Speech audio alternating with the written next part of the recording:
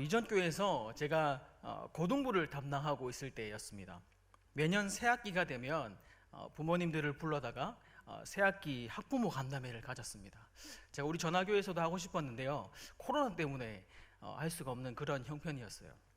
그때 되면은 이제 부모님과 함께 자녀가 함께 모여서 기도하고 또 말씀 나누고 그런 시간을 가집니다. 그리고 난 다음에는 고등부가 1년 동안 어떻게 말씀을 가르치는지, 어떻게 또 진행하는지 이런 커리큘럼을 또 나눕니다. 그러고 난 다음에는 부모님과 또 담임 교사들이 이렇게 만나가지고 같이 자녀에 대한 이야기도 나누고 또 다가를 먹으면서 이런저런 이제 이야기를 나누는 그런 시간이 있었습니다. 그리고 제일 마지막 시간에 뭘 하냐면 그 부모님을 대상으로 설문조사를 하게 됩니다. 그 설문조사에 제가 이런 질문을 남겼습니다. 우리 아이가 가장 닮았으면 하는 성경 인물은, 그리고 그 이유는? 이라는 질문이 있었습니다. 여기서 어떤 인물이 가장 많이 나왔을까요? 여러분들 같으면 어떤 인물을 적으셨겠습니까? 1위 가장 많이 나왔던 인물이 오늘 본문에 나온 이 다니엘이었으면 좋겠지만 1등이 솔로몬이었습니다. 1등이 솔로몬이었고요, 2위가 다니엘이었습니다. 그리고 3위가 다윗이셨습니다. 다행히도 가룟 유다라고 쓰신 분들은 없더라고요. 다행히도. 그래서 이렇게 1위가 솔로몬, 2위가 다니엘, 3위가 다윗, 이렇게 나왔습니다. 그리고 그 이유는? 이라는 답변에 보니까 거의 대부분의 부모님들이 이런 그 이유를 적으셨어요. 지혜롭고 똑똑하기 때문에 우리 아이가 그 지혜를 닮았으면 좋겠다, 그 똑똑함을 닮았으면 좋겠다 라는 식의 답변이 대부분의 부모님들의 글이었습니다. 근데 아마도 이때 당시에 제가 생각하기로는 이 다니엘 학습법이라는 책이 유행이었습니다. 물론 한참 좀 지났지만 그 부모님들 사이에서도 여전히 계속 이 다니엘 학습법이라는 책이 계속 읽히고 있었거든요. 아마 그 책의 영향을 받은 것이 아닌가 하는 그런 생각이, 그 설문지를 보면서 그런 생각이 들었습니다. 그런데 이 다니엘이 풀무불에 들어가고 사자굴에 들어간 것은 아마 기억을 못 하시는 것 같아요. 똑똑해서 총리가 된 것은 기억하고 있는데 다니엘이 사자굴에 들어가고 풀무불에 들어간 것은 전혀 기억하지 못하고 그냥 다니엘, 똑똑했던 다니엘이라고 썼던 것 같아요. 만약에 여러분의 자녀가 사자굴에 들어가도 괜찮겠습니까? 다니엘이 들어갔던 것처럼 풀무불에 들어가도 괜찮겠습니까? 라고 질문을 했더라면 거기에 다니엘이라고 쓰는 부모님들은 아마 제 생각에는 그다지 많지 않을 걸로 생각됩니다. 다니엘이 어떻게 믿음을 지키며 살았기에 이방 나라 왕에서도 총애를 받고 총리가 되었는지 거기에 관심을 두지 않고 다니엘이 똑똑했더라, 지혜가 많았더라, 지혜가 뛰어났더라, 여기에만 관심을 둔 것이죠. 성경을 바라보는 포커스가 잘못된 것입니다. 다니엘이 이방 나라 왕에게도 쓰임을 받게 된 배경에는 다니엘은 믿음을 지키고 이 사단의 유혹에 넘어가지 않고 신실하신 하나님 앞에 믿음을 지켰기 때문입니다. 오늘은 이 다니엘을 통해서 세상의 유혹, 사단의 유혹에 빠지지 않고 어떻게 믿음을 지키며 살아갈 수 있는가, 그것을 함께 나누기를 원합니다. 다니엘 시대는 다니엘의 나라가 없어진 그런 시대였습니다.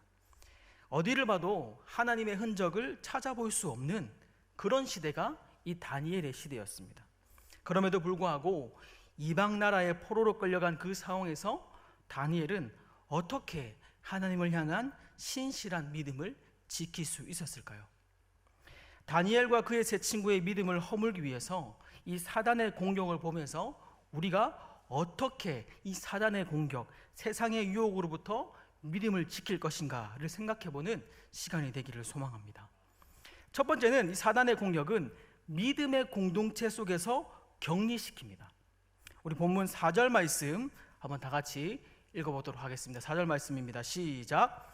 곧 흠이 없고 용모가 아름다우며 모든 지혜를 통찰하며 지식에 통달하며 학문에 익히 속하여 왕궁에 설 만한 소년을 데려오게 하였고 그들에게 갈대아 사람의 학문과 언어를 가르치게 하였고. 아멘. 여기 말씀해 보면 왕궁에 설 만한 소년을 데려오게 하였다라고 말씀합니다. 이스라엘에서 학교를 세우고 거기서도 가르쳐도 되는데 다니엘을 포함한 지혜롭고 지식이 많은 사람들을 바벨론, 그것도 왕궁으로 데려와서 가르치게 됩니다. 왜 왕궁으로 데려왔을까요? 여러분, 예루살렘에서 이 바벨론까지의 거리가 약 1500km 정도 되는 거리입니다. 이들을 이송하려면 많은 물자가 필요할 것입니다. 장거리를 이동해야 하니까 당연히 이동 수단이 있어야 할 것이고, 거기다가 죽으면 안 되니까, 왕의 명령에 따라서 포로를 끌고 가면 죽으면 안 되니까 최소한의 식량은 있어야 했을 것입니다. 또 1500km의 장거리이기 때문에 중간중간에 잠을 자야 되겠죠. 그래서 잠을 자야 되기 때문에 텐트나 이런 침구류 같은 것들도 가져갔을 것입니다. 그리고 밤에 이 야생동물로부터 지키는 보초병들도 당연히 같이 갔을 것입니다. 사실 이렇게 보면 여러모로 많은 소비가 필요한 이동 거리입니다. 그냥 선생 한 명을 이스라엘로 보내가지고 그 중에 훈련받은 사람들 중에 엘리트만 뽑아서 데려가는 것이 훨씬 더 쉬운 방법인데 왜 구태여 이들을 바벨론까지, 그것도 왕궁까지 이송해 왔을까요? 이것은 신앙의 영향권 안에서 격리시키는 사단의 전략이었던 것입니다. 신앙의 도움을 받을 수 있는 그 현장에서 끄집어낸 것이죠. 영적인 도전을 받을 수 있는 그 신앙의 공동체에서 끄집어내어서 격리시키려는 그 사단의 전략인 것입니다. 조금 더 생각해 보면 언제든지 예배를 드릴 수 있고 은혜를 받을 수 있는 그 영적인 공동체, 교회로부터 격리시키려는 사단의 전략인 것이죠. 여러분, 그래서 어느 날 내 신앙이 싸늘하게 식어져 갈 때 그 이유가, 그 원인이 뭔가 뒤돌아보면 영적인 도전을 받고 은혜를 나누고 함께 교제를 나누던 사람과 가까이 하지 않고 또 예배를 드리던 나의 모습이 예배와 드리는 교회와 격리된 모습을 발견하게 되는 것입니다. 예배 드리는 것이 조금 불편하고 또 힘들어도 그것을 이기고 예배 드리는 현장으로 나아와야 하는 것이죠. 그것을 기꺼이 이기고 나아올 때에 그곳에 하나님의 더 큰 은혜가 예비하게 되는 것입니다. 그래서 저는 이것을 거룩한 불편함이라고 부르고 싶습니다. 우리에게는 거룩한 불편함이 있어야 합니다. 여러분, 온라인 예배가 왜 위험한지 아십니까? 이런 거룩한 불편함이 없기 때문입니다. 이런 불편함을 감수하고 하나님 앞에 나왔을 때 부어지는 그 큰 은혜가 있다는 것을 우리는 기억해야 합니다.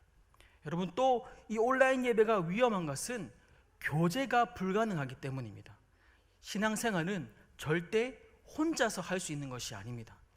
공동체 속에서 만남을 통해서 그 속에서 하나님의 은혜를 나누고 또 기도하며 섬기며 봉사할 때에 우리의 믿음도 함께 성장해 나가는 것이기 때문입니다. 사단의 전략, 믿음의 공동체에서 격리시키는 것을 잊지 마시고 거룩한 불편함으로 하나님 앞에 나아가서 이 시대 하나님 앞에 크게 쓰임받는 믿음의 성도가 되기를 주님의 이름으로 축복합니다. 두 번째 사단의 유혹은 그들을 갈대와 학문을 가르쳤습니다. 우리 4절 말씀 다시 한 번 더 읽어보도록 하겠습니다. 시작. 아름다우며 모든 지혜를 통찰하며 지식에 통달하며 학문에 익숙하여 왕궁에 설 만한 소녀를 데려오게 하고 그들에게 갈대아 사람의 학문과 언어를 가르치게 하였고. 아멘. 여기 보면 갈대아 사람의 학문과 언어를 가르치게 하였다라고 말씀합니다. 다니엘이 포로로 끌려갔을 때가 약 BC 605년경으로 보는데요, 이 바벨론 사람들은 이때부터 오늘날 우리가 사용하는 이 수학 공식을 이미 사용하고 있었습니다. 대표적으로 방정식을 사용해서 수학 문제를 풀었다고 합니다. 정말 놀라운 것은 2600년이 지난 지금 저도 방정식을 못 푸는데 이들은 이미 2600년 전에 방정식을 풀고 있었다는 것이죠. 정말 대단한 것 같습니다. 또 이 당시에는 도서관도 존재했습니다. 바벨론의 문화와 학문, 문학, 역사, 책 이런 것들이 체계적이고 공식적인 문서들이 활발했다고 합니다. 또 이 갈대아 언어라는 것은 세 가지 언어를 사용했는데요.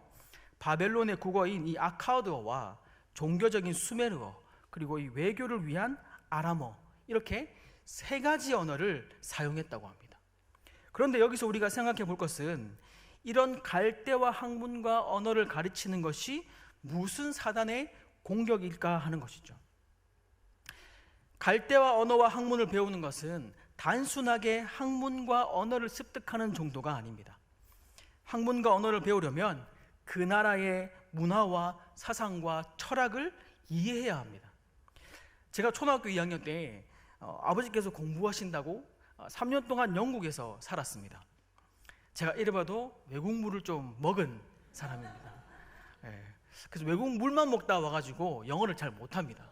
가까운 이렇게 영국 살다가 왔다면 영어 잘하겠네라고 이야기하는데 물만 마시도 잘 못합니다. 그런데 이제 영국에서 제가 충격적이었던 것은 뭐냐면, 보통 우리는 선생님께 인사를 할 때 선생님의 이름을 잘 부르지 않습니다. 그죠?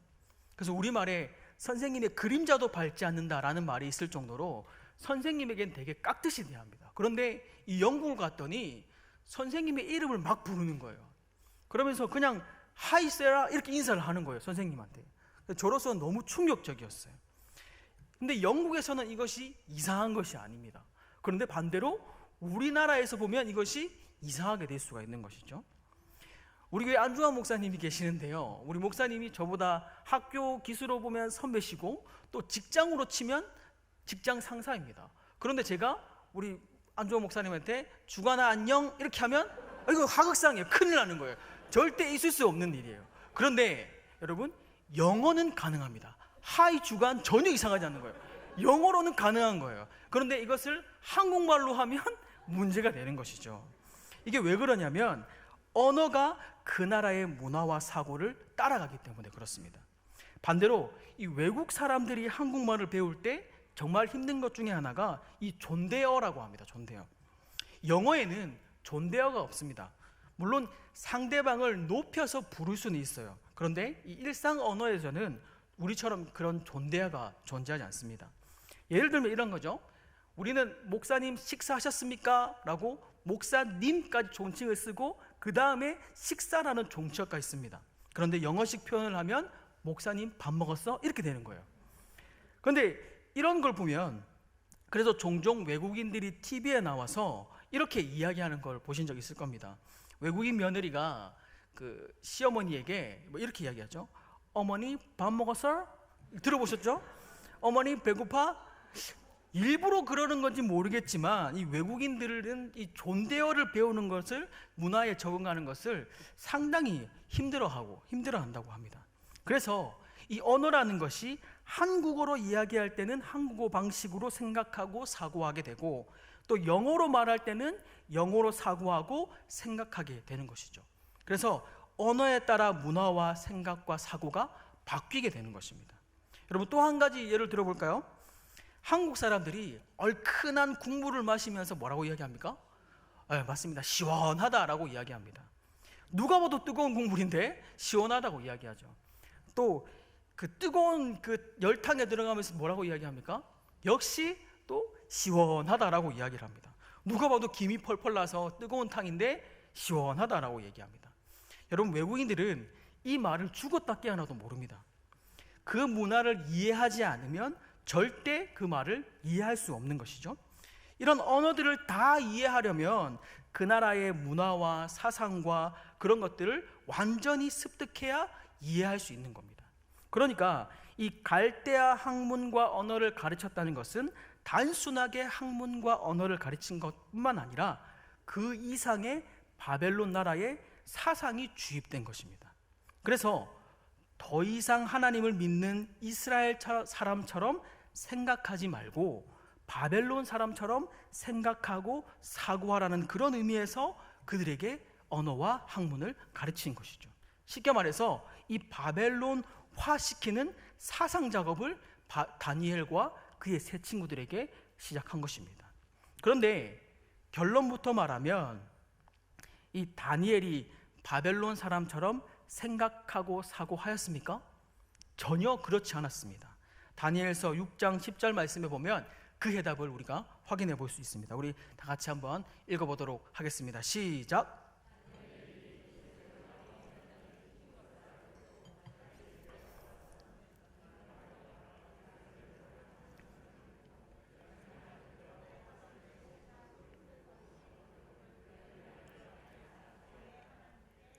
아멘. 다니엘이 바벨론화 시키는 이 사상 공부를 하고도 바벨론화 되지 않았던 것은 여전히 전에 하던 대로 3번 예루살렘 향해서 기도했습니다. 이 다니엘에게는 확고한 믿음이 없었다면 벌써 바벨론화 되었을 것입니다. 다니엘이 여전히 변함없이 전에 하던 대로 기도할 수 있었던 것은 그에게 분명한 신앙 위에 학문을 익혔기 때문입니다. 많은 부모님들이 착각하고 있는 것이 먼저 공부를 열심히 한 다음에 그 다음에 신앙생활을 하면 믿음도 생길 거라는 큰 착각에 빠져 있습니다. 믿음 없이 세상 학문이 먼저 들어와 버린 아이에게 믿음을 키워가기란 거의 불가능에 가깝습니다. 이것은요, 절대로 반대로 되어서는 안 됩니다. 먼저 신앙 위에, 그 신앙 위에 모든 것을 세워가야 하는 것이죠. 다니엘이 아무리 바벨론의 학문과 언어로 바벨론이 그를 덮으려 할지라도 덮어지지 않는 것은 다니엘에게 이미 굳건한 믿음이 밑바탕이 되었기 때문입니다. 우리가 다음 세대를 다니엘같이 키우기 위해서는 세상의 학문을 먼저 가르치는 것이 아니라 하나님의 말씀을 토대로 한 신앙교육 위에 학문과 문화와 언어를 가르쳐야 하는 것입니다. 그럴 때야만이 우리의 다음 세대들이 다니엘과 같이 하나님 앞에 쓰임받게 되는 것입니다. 여러분, 우리도 마찬가지입니다. 여러분, 일주일 동안 말씀과 세상의 소식에 어떤 것에 더 많이 노출되어 살아가고 계십니까? 여러분들 표정을 보니 정답이 느껴집니다. 말씀이겠죠? 네, 그저 웃지요. 네, 우리가 성경을 읽어야 합니다. 여러분, 성경 읽는 데서 그치지 않고 성경 공부하셔야 합니다. 여러분, 제가 목회자가 되겠다고 서원하고 가장 힘들었던 것이 뭔지 아십니까? 이 직업은 끊임없이 공부해야 하는 직업이더라고요. 제가 그전에는 몰랐거든요. 여러분, 성경이 모두 몇 권이죠? 역시 우리 교회 성도님들은 똑똑하시군요. 저는 이 성경이 한 권인 줄 알았어요. 어딜 봐서 66권으로 보입니까? 그죠? 그냥 한 권인 줄 알았는데 공부해 보니까 66권이더라고요. 근데 그뿐만 아니라 당시의 문화와 역사와 배경과 주문구까지 공부해야 되고, 또 이 성경의 원어로 된 히브리어 헬라어까지 공부해야 된다고 하더라고요. 그리고 그때 당시에 철학도 공부해야 되고, 이렇게 유명한 좀 깊이 있는 서적들은 영어로 쓰여 있으니까 영어 공부도 해야 된다, 그렇게 얘기하더라고요. 할 게 천지더라고요. 너무나 많았어요. 여러분, 제가 공부를 잘할 것 같습니까? 못할 것 같습니까? 그래요. 너무 좋게 봐주셔서 감사합니다. 사실 저는 공부는 나와 상관없다라고 선포하고 살았거든요. 그런데 딱 목회자가 되기로 서원하고 난 다음부터는 이제 목회자의 길을 어떻게 하면 가야 되는지 알아야 되지 않겠습니까? 그런데 목회자가 되기 위해서는 일단 4년제 대학을 나와야 되고, 4년제 대학을 졸업하고 난 다음에 신학대학원에서 3년 동안 공부를 해야 되고, 거기서 끝나는 게 아니라 목사고시를 패스를 해야 이제 목사 안수를 받을 수 있다라고 얘기를 하더라고요. 그래서 제가 그 말을 듣고 너무 시험받았어요. 이거 포기해야 되나 고민을 하다가, 또 하나님 앞에 또 이렇게 서원한 건 있고 하긴 해야겠고, 그래서 지금 이 길을 가고 있습니다. 그래서 저는 아직도 그 목회자가 되기로 서원한 그날을 절대 잊을 수가 없어요. 지금까지도 그날을 잊을 수가 없는 것이죠. 여러분, 그런데요, 우리가 성경 읽으셔야 합니다. 성경 공부하셔야 합니다. 제가 가끔 이렇게 그 수요예배나 이런 예배 시간에 준비하러 일찍 올라오면요, 우리 교회 장로님 중에 좀 일찍 오셔가지고 자리에 앉아서 무언가 하시는 분이 계세요. 뭐 하고 있는지 제가 보니까요, 미리 일찍 오셔서 자리에 앉아서 성경 읽고 계시더라고요. 여러분, 우리의 자세가 그런 자세가 되어야 되지 않겠습니까? 하나님의 말씀이 내 속에 정립되어 있지 않으면 세속적인 것, 비성경적인 것 때문에 그것으로 인해서 나도 모르게 무너지게 된다는 것입니다. 세상적인 학문들로 인해서, 그런 언어들로 인해서 나도 모르게 내 사상과 내 생각이 무너지게 된다는 것입니다. 여러분, 그래서 우리가 기억해야 할 것은 그토록 찬란하고 화려한 그 바벨론의 문화와 학문 속에서도 다니엘이 믿음을 지킬 수 있었던 것은, 그 비법은 믿음의 토대 위에 그가 학문을 익혔다는 사실입니다. 이것을 기억하고 우리가 말씀으로 무장하고 세상 가운데 승리하는 믿음의 성도가 되기를 주님의 이름으로 축복합니다. 마지막 세 번째 사단의 전략은 왕의 음식과 포도주를 먹이는 것이었습니다. 우리 5절 말씀과 8절 말씀을 이어서 함께 읽어보도록 하겠습니다. 시작. 그들에게 왕의 음식과 그가 마시는 포도주에 날마다 쓸 것을 주어 3년을 기르게 하였으니 그 후에 그들이 왕의 앞에 서게 될 것이더라. 다니엘의 뜻을 정하여 왕의 음식과 그가 마시는 포도주로 자기를 더럽히지 아니하리라 하고 자기를 더럽히지 아니하도록 환관장에게 구하니. 아멘. 여러분, 왕의 음식인 어떤 음식입니까? 최고의 좋은 재료들을 통해서 뷔페처럼 먹고 싶은 것을 마음껏 먹고 먹을 것을 질릴 때까지 먹을 수 있는 것이 왕의 음식입니다. 그런데 다니엘이 이것을 어떻게 했습니까? 거부했습니다. 그런데 앞에서 나누었던 이 경리와 또 학문과 언어를 배우는 것은 다니엘과 그의 세 친구들이 수용했습니다. 순응했습니다. 바벨론으로 끌려왔고 갈대아 언어를 배웠고 학문은 배웠습니다. 이름도 바꿨습니다. 그런데 왕의 음식과 포도주는 거부하고 저항했습니다. 왜 다니엘과 그의 세 친구들은 왕의 음식과 포도주를 거부했을까요? 다니엘이 다이어트 중이었을까요? 다니엘은 채식주의자인가요? 그렇지 않습니다. 이 부분에서 사람들은 왕의 음식은 우상에게 바쳐진 음식이기 때문에 다니엘과 그의 세 친구가 거부했다라고 생각할 수 있는데요, 사실 다니엘과 그의 세 친구들이 먹은 이 채소도 우상에게 바쳐진 것들이었습니다. 당시 왕궁에 나오는 모든 음식은 이 우상에게 바쳐진 음식이었습니다. 그러니까 다니엘이 먹은 채소도 역시 누구에게 바쳐진 것입니까? 우상에게 바쳐진 음식이었습니다.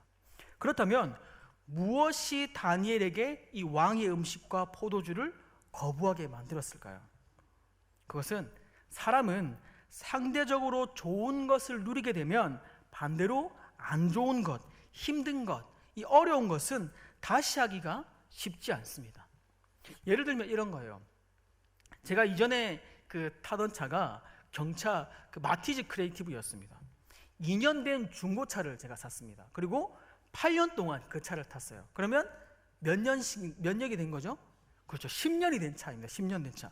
그런데 그 차가 딱 10년 차쯤 되는데 현대에서 새 차가 나왔는데 팰리세이드라는 차가 나왔습니다. 팰리세이드라는 차가 새로 나오고 보니까 너무 크고 너무 좋은 거예요. 야, 저 차 한번 타봤으면 좋겠다라는 생각을 가졌어요. 그런데 제 가장 친한 친구가 그 차를 사전 예약을 했더라고요.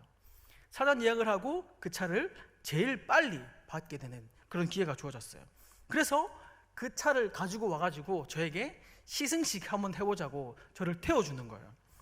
와, 차가 너무 좋더라고요.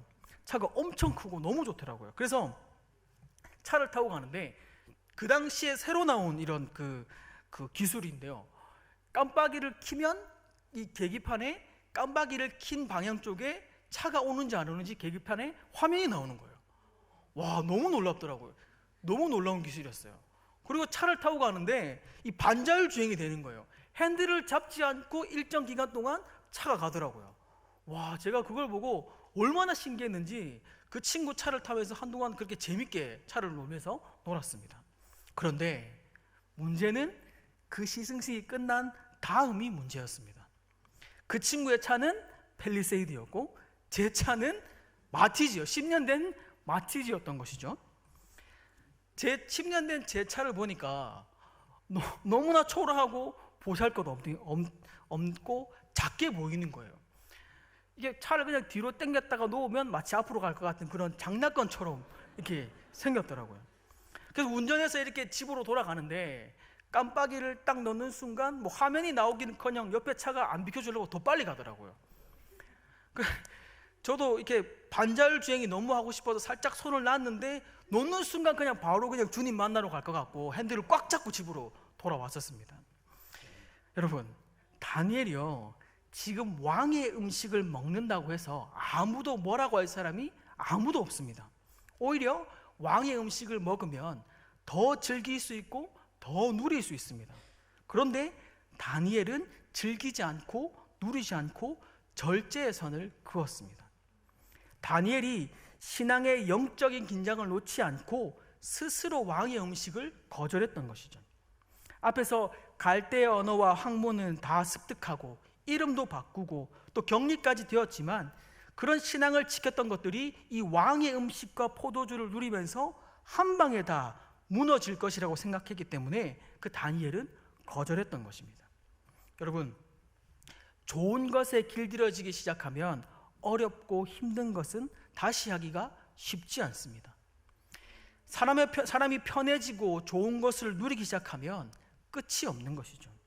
이 정도면 충분하다고 생각했는데 누리다 보면 어느 순간에 신앙의 제어력을 잃어버리고 모든 것이 무너져버리고 말게 됩니다. 요즘 한국교회의 문제가 무엇입니까? 모든 것이 편의에 맞게 변해가고 있다는 것입니다. 교회를 딱 가보고 엘리베이터가 없으면 그 교회 안 갑니다. 교회를 딱 가서 주차장이 제대로 되어 있지 않으면 그 교회 가지 않습니다. 교회를 가는데 교통편이 불편하다? 그러면 그 교회 가지 않습니다. 다른 편한 교회로 가버리는 것이죠. 교회를 선택하는 기준이 자신의 편리함의 기준을 둔다는 것입니다. 믿음은 거룩한 불편함 속으로 들어가는 것입니다. 다니엘이 포로로 끌려가서도 살아남을 수 있었던 것은 하나님 앞에 절제함으로 믿음을 지켰기 때문입니다. 다 누릴 수 있었지만 다니엘은 스스로 하나님 앞에서 거룩함으로 절제하여서 거룩한 불편함 속으로 들어간 것입니다. 그렇게 믿음으로 살았던 이 다니엘은 포로의 신분임에도 불구하고 성경은 이렇게 기록합니다. 우리 9절 말씀 함께 읽어보도록 하겠습니다. 시작. 하나님이 다니엘로 하여금 환관장에게 은혜와 긍휼을 얻게 하신지라. 아멘. 이것이 다니엘이 거룩한 불편함 속으로 들어가서 그의 믿음을 지킨 결과입니다. 다니엘은 하나님이 없는 것 같은 이방 땅에서 하나님을 바라봤고 하나님의 도우심이 없는 것 같은 그 땅에서 믿음으로 하나님의 손을 붙잡았던 사람이었습니다. 그 결과 풀무불과 사자굴에서도 기죽지 않던 믿음의 하나님의 사람이 되었습니다. 다니엘처럼 그 어떤 상황 속에서도 믿음의 길을 선택함으로 하나님께 은혜와 긍휼을 얻는 우리 믿음의 성도가 다 될 수 있기를 주님의 이름으로 축복합니다.